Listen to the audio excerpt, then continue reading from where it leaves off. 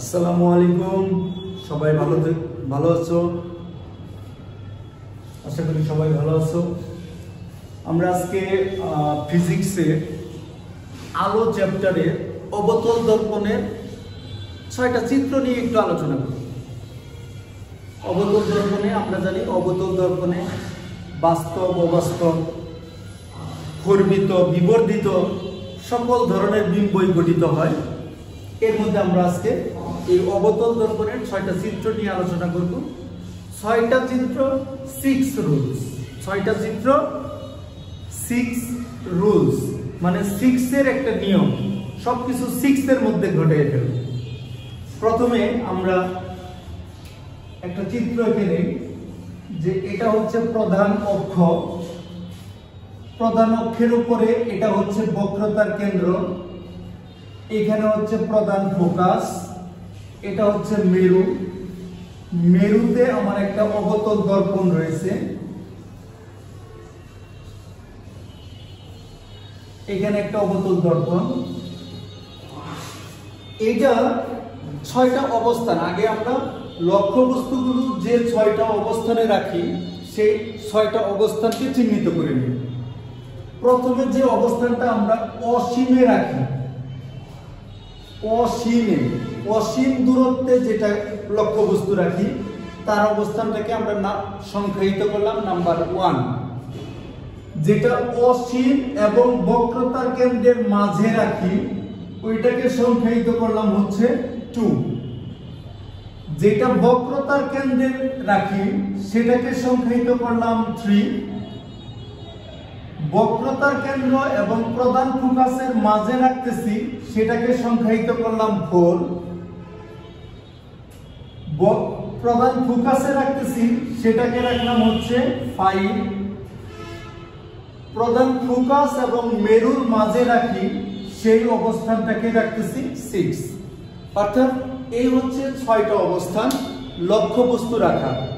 অসীমে নাম্বার 1, অসীম ও বক্রতার কেন্দ্রের মাঝে নাম্বার 2, বক্রতার কেন্দ্রে নাম্বার 3, বক্রতার কেন্দ্র এবং প্রধান ফোকাসের মাঝে নাম্বার 4, প্রধান ফোকাসে নাম্বার 5, প্রধান ফোকাস এবং মেরুর মাঝে এটা হচ্ছে নাম্বার 6।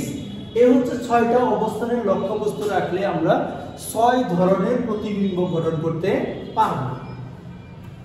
এখন এগুলো যদি এমসিকিউতে আসে আমরা চিত্র না এঁকে আমরা বলে দিতে পারবো এই চিত্রের বৈশিষ্ট্যটা, আমরা বলে দিতে পারবো যে এই চিত্রের বৈশিষ্ট্যটা কেমন হতে পারে। যেমন ধরো যদি লক্ষ্যবস্তুর অবস্থান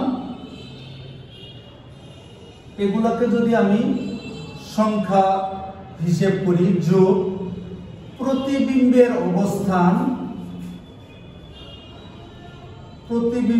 অবস্থান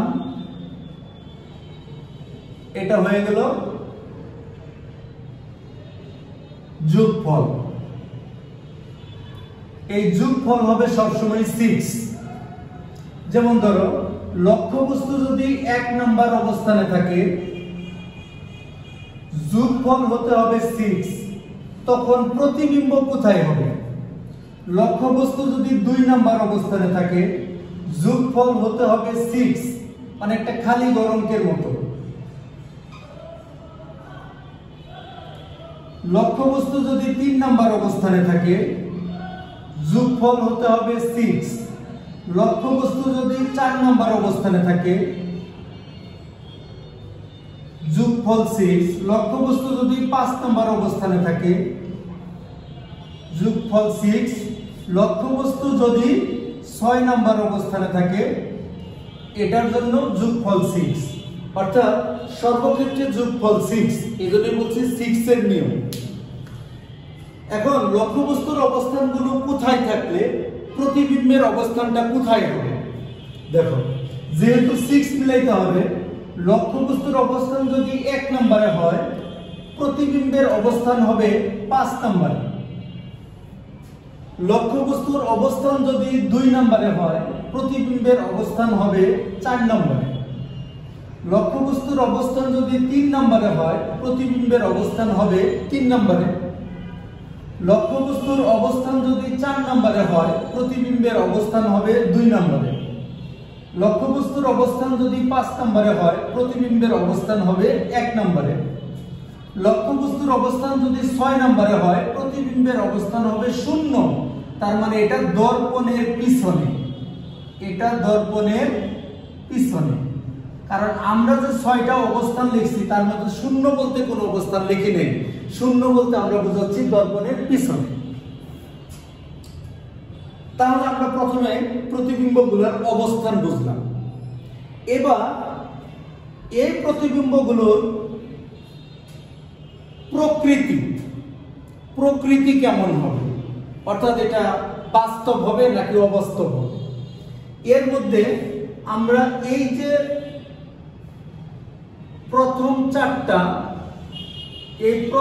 চারটা যে প্রতিবিম্ব বানাবো এদের প্রতিবিম্বগুলো হবে বাস্তব ও উল্টো প্রতিবিম্বের প্রকৃতি প্রথম চারটার ক্ষেত্রে। অর্থাৎ লক্ষ্যবস্তুর অবস্থান যদি 1-এ হয় প্রতিবিম্বের অবস্থান হবে 5-এ এবং প্রতিবিম্বটি হবে বাস্তব ও উল্টো।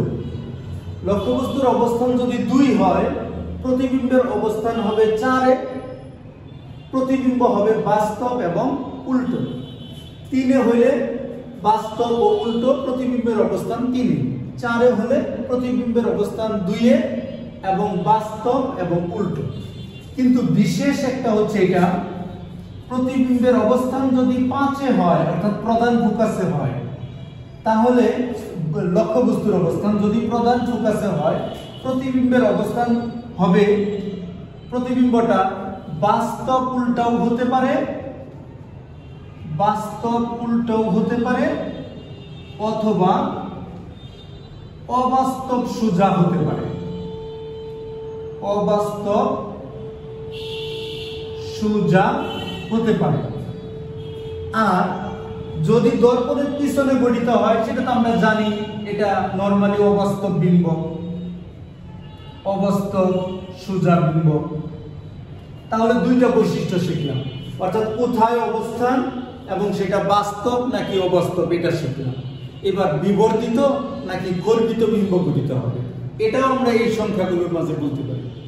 যেমন এটা হচ্ছে লক্ষ্যবস্তু আর এটা হচ্ছে প্রতিবিম্ব। তাহলে আমরা লিখতে পারি এরকম, এটার ক্ষেত্রে 1/5 less than 1, তার মানে এটা গর্বিত বিম্ব গঠিত হবে। এটা হচ্ছে 2/4 less than 1, এটার ক্ষেত্রেও গর্বিত বিম্ব গঠিত হবে। এটা হচ্ছে 3/3 equal 1, তার মানে এটা সমান বিম্ব গঠিত হবে। এটার ক্ষেত্রে 4/2 is greater than 1, তার মানে এটা বিবর্ধিত বিম্ব গঠিত হবে। বিবর্ধিত বিম্ব গঠিত হবে। আর এটার ক্ষেত্রে দেখো 5/1 is more greater than 1, তার মানে অত্যন্ত বিবর্ধিত বিম্ব গঠিত হবে। অত্যন্ত বিবর্ধিত বিম্ব গঠিত হবে। আর এটার ক্ষেত্রে 6/0, এটা তো আরো বেশি, তার মানে এটাও অনেক বিবর্ধিত একটি বিম্ব গঠিত হবে। তাহলে আমরা এই 6-এর ধারণা অনুযায়ী আমরা যে অবতল দর্পণে যে প্রতিবিম্বগুলো গঠিত হয় তাদের বৈশিষ্ট্য ব্যাখ্যা করতে পারলাম। সবাই ভালো থেকো।